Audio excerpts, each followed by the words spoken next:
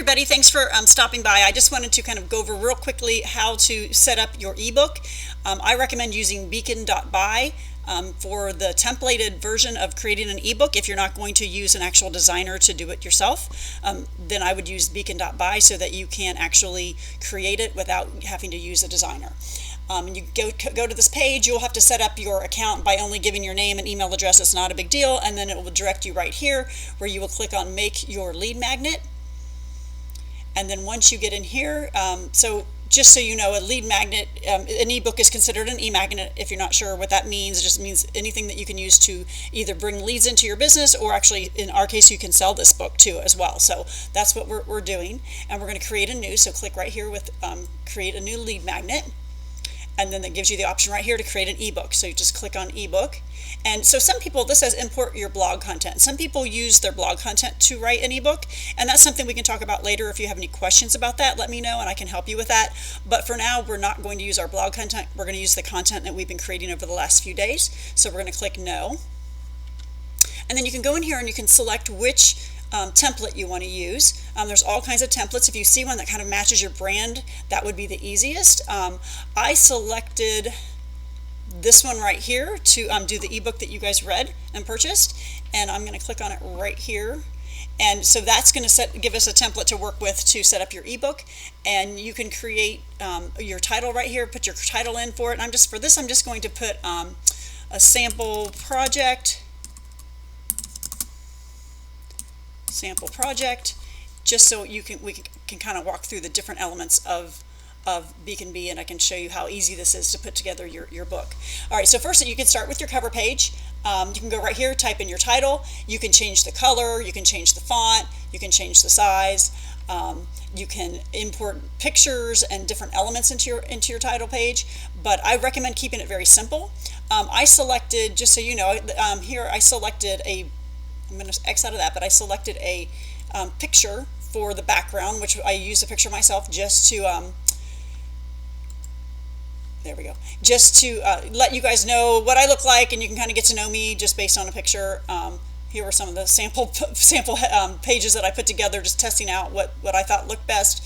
But I started off with an individual photo, which I'm going to go right over here and grab it, and then I can kind of show you what that looks like when you put it into your book. Here's the photo.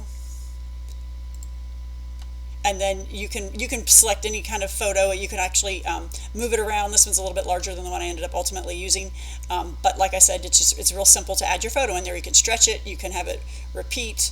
You can play around with it to position it differently, and decide how you want it. But this kind of helps you create a professional looking cover page without using a professional. But I do recommend, if you have the funds to do it, I would highly recommend having a professional look at everything, or at least create some of the elements of your book if that's something you can afford to do, just to make it look even that much better. And then once you get your title page created, you can go over to the pages. It's just this little icon right here. You click on that and you can see all the different pages of your book program. I think I just deleted something accidentally. There we go, table of contents. Okay, so here's the table of contents page, and you can, just so you can see here on this table of contents box, this is where your pages fill in. And it's really cool because every time you add a page, it shows up over here on this list, but you can decide if you don't want the call to action page to show up on your table of contents, you just remove it, you just hide it, but it's still in your list of pages that you work on and that are in your book. So that's really nice. It kind of automatically populates the table of contents. Then you can just start adding your information. I recommend, so I'm going to show you how to add a page. So you can add your introduction. It already has an about the author page, so it kind of gets you started on some of your pages. And like I said, your book can be 5 to 10 pages. It doesn't have to be 50 to 60 pages long.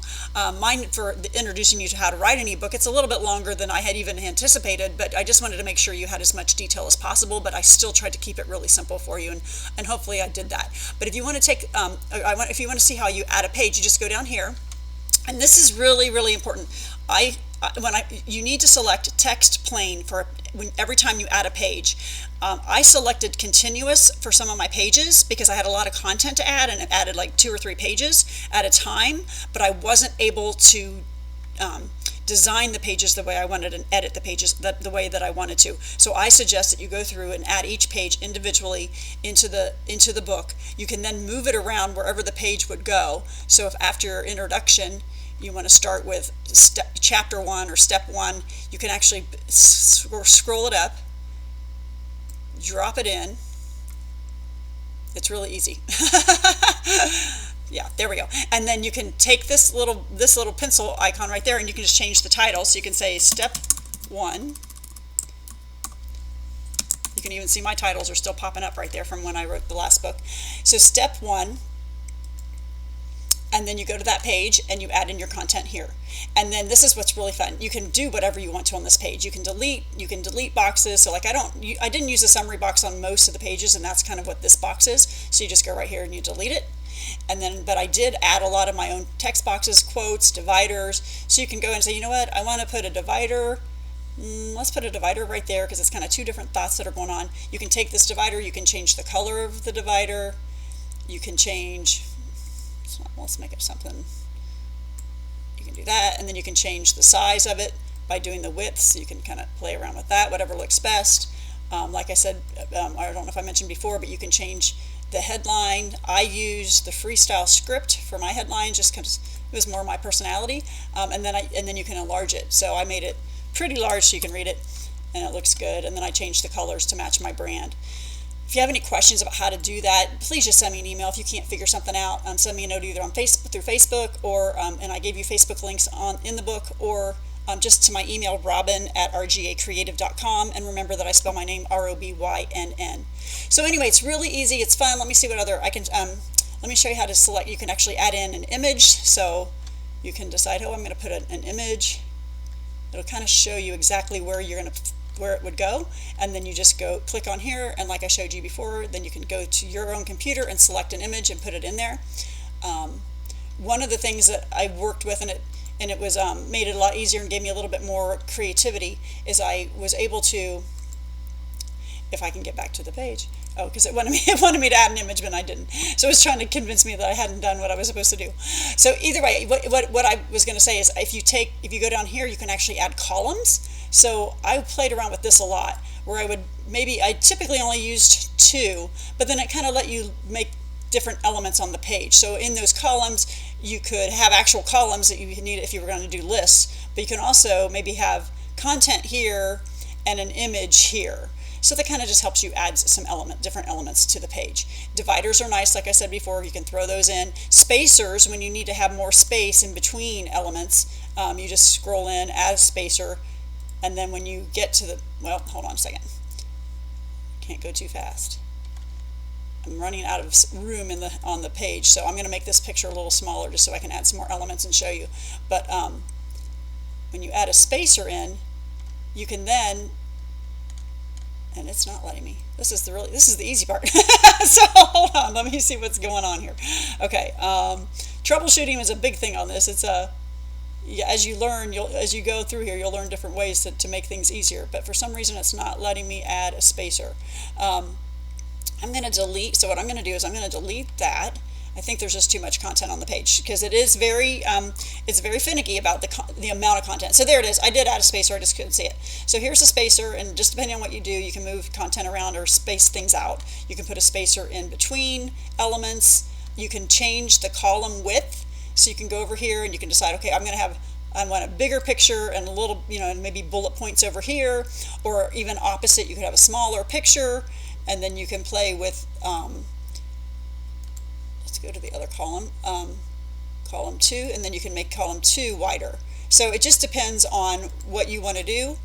You have to click on the actual column so you can get to it. Click over here, and then it will let you actually play with even the width of the column. So this would let you have maybe more content, so you can type across here in a smaller photo. And then for right here, so if you have this image, you can actually add a spacer in to move that down and make it, so you put it here, and then you click on the image, and then all you do is click down until you get it to where you want it to be in the center of the page. You can actually even do this too.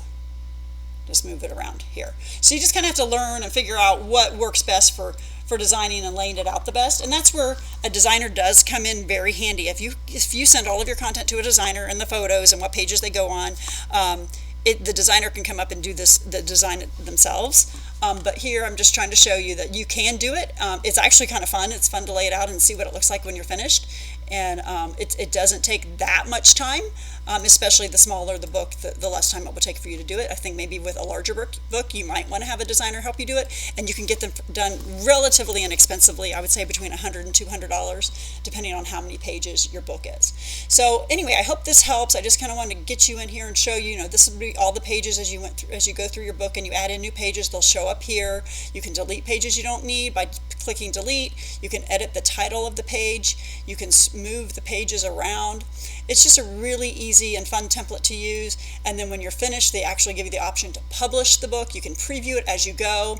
You can publish the book and see it online, and then make edits to the book and update the edits or the book as you go. So this is what's great about digital, is that if you see a typo, something you missed, which I'm sure I have many in my book. I tried to catch them, but you read it so many times, you sometimes miss your own typos.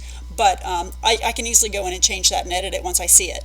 It also allows you to set it up for publishing, and we'll go into that a little bit later, but I just wanted to show you how that works, introduce you to Beacon.by, and hopefully this will help you be more excited about getting your book ready. Thanks.